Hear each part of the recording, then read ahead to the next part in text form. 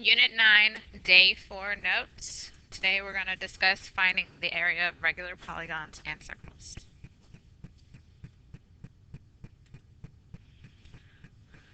These are the formulas for the area and the circumference of a circle.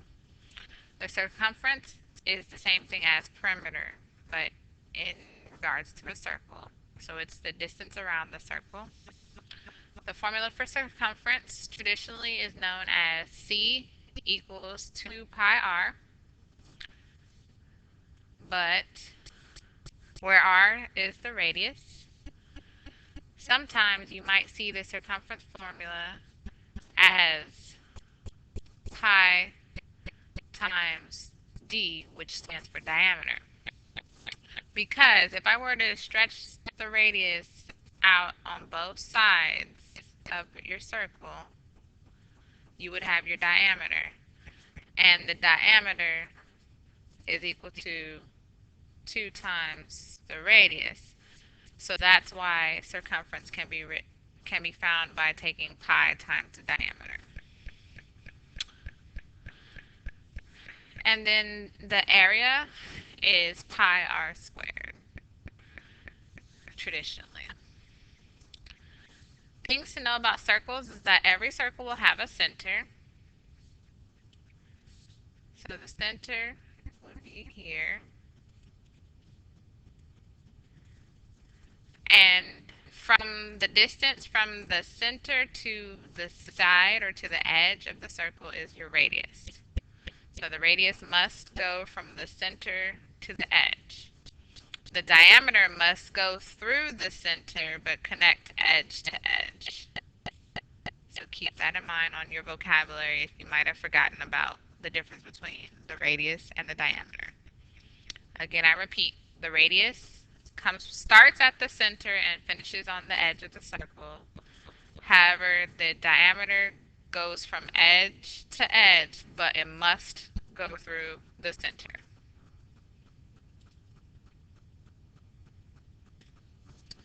So we have a couple of sample problems to work. Number 1 says if D is equal to 13 feet, then C equals blank. So we're looking for the circumference. And since we're giving the diameter, we can say that circumference is equal to diameter times pi. So that means it'll be 13 times pi. And we tend to leave the answers in terms of pi. In other words, we want to leave pi in the answer, so we're done.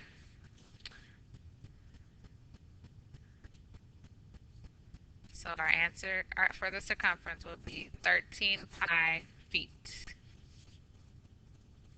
And again, since it is the distance around, we do not want to square our feet. Number 2, if r is 5, if the radius is 5 centimeters, then the circumference equals blank.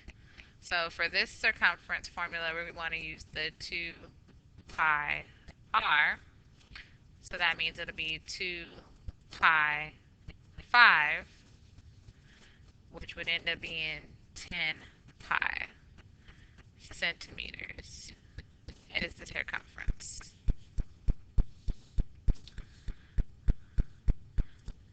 On number 3, it says the circumference is equal to 7 pi. What is the diameter? So we want to use the formula circumference is equal to diameter times pi, and we're going to work backwards. First, we're going to substitute 7 pi for C, and we're going to equal it to D times pi. So then you would divide both sides by pi to get D by itself, and it ends up canceling out on both sides, which leaves you with 7 is equal to D. So 7 inches is the diameter. On number 4, it says if the radius is 9, then find the area, essentially. The area formula is pi r squared. So that means it would be pi times 9 squared which would give us 81 pi. And then it'd be feet squared because we're dealing with area now. On number 5, they give us the area and they would like for us to find the radius. So again, the area formula is pi r squared. So we're going to work backwards and substitute 9 pi for the area.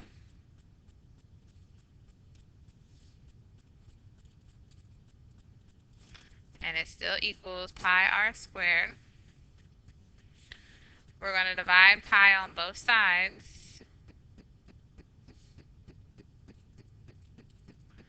which would cancel it on both sides,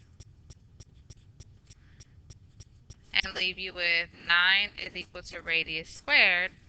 But at the end of the day, we want the radius. We don't want radius squared. So now we must take the square root of both sides, which would leave us with 3 is equal to r.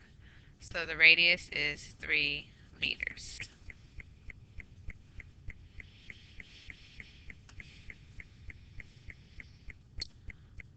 I won't work number 6 out for you, but I can tell you that you would use the area to work backwards and find the radius. And then, just like I did on number 5, and then once you have the radius, you can find the circumference. So please complete that one on your own and take a picture.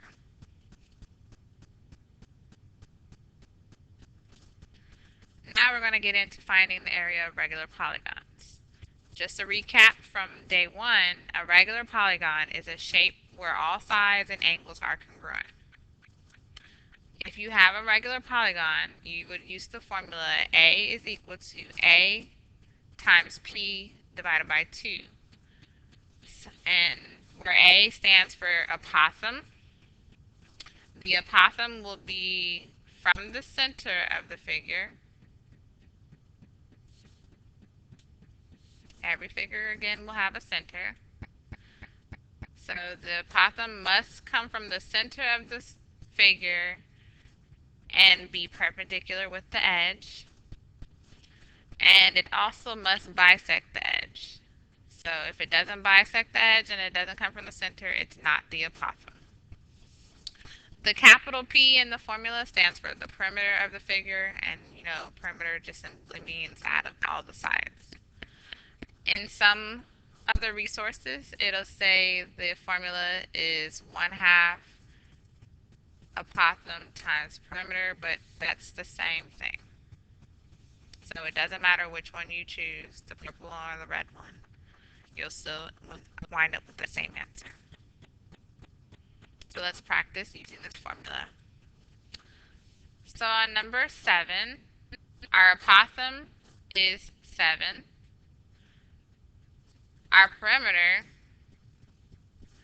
can be found by taking 12 times 1, 2, 3, 4, 5, which would give you 60. And to find the area again, it's apothem times perimeter divided by 2. So that would be 7 times 60 divided by 2, which essentially is 7 times 30, because half of 60 is 30, which it will end up being 210 inches squared. Again, since we're dealing with area.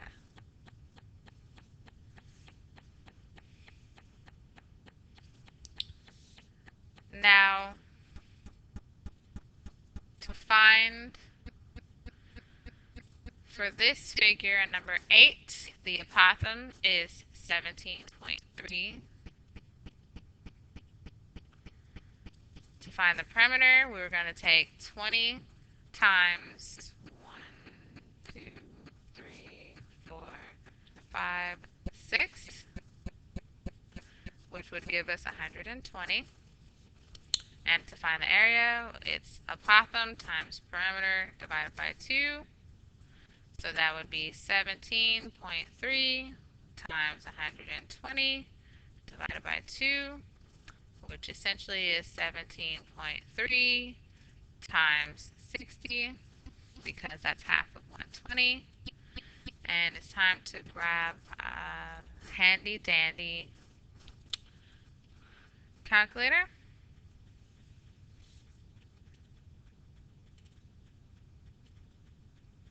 17.3 times 60, and that's 1038. So it's 1,038 centimeters squared.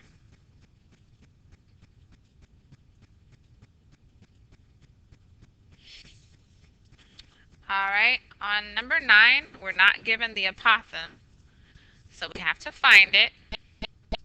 So let's call it simply A for apothem. This is a right triangle. We have our hypotenuse, and we know that the entire side is 12, and the apothem is meant to divide the side in half, so this small part of the triangle is 6.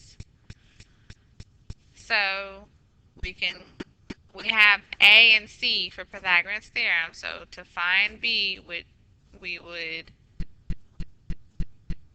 take the square root of 10 squared minus 6 squared and get our answer for that apothem.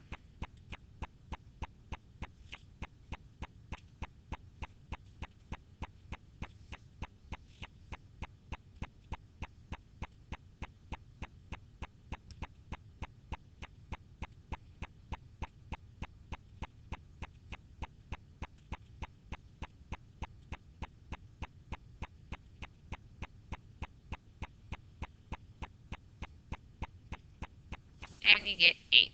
So our apothem is 8.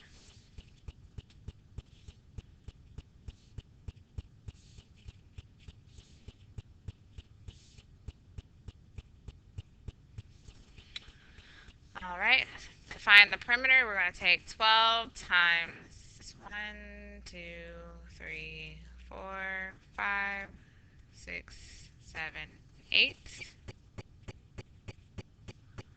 which would give us 96. And for our area, it would be apothem times perimeter divided by 2. So that's 8 times 96 divided by 2, which is essentially 4 times 96. Because I took half of 8. Ahead. But now I need my handy dandy calculator for 4 times 96.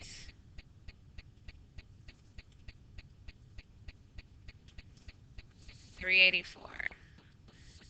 And it doesn't have any units, so we have to say 384 units squared.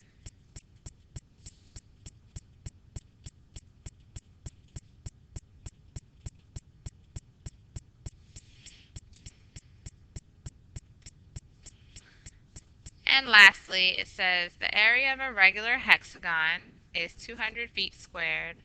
The length of one side is 12. What is the length of the apothem? So we have to recall that a hexagon is a 6-sided figure. So we know the area is 200. We can find the perimeter by taking 12 times 6, which is 72. Our job is to figure out what is the apothem.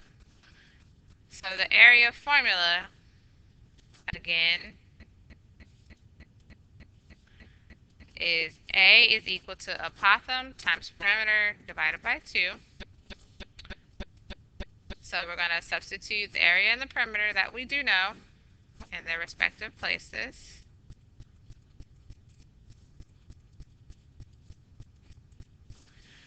And we're going to put the area over 1 and cross multiply.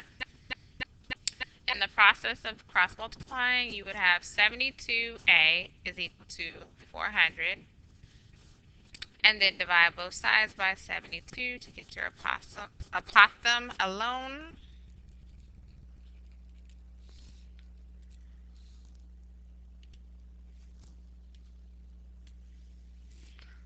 400 divided by 72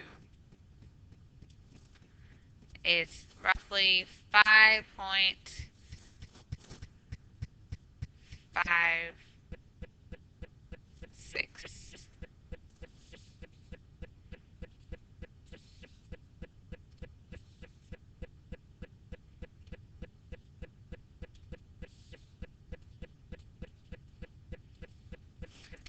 Feet.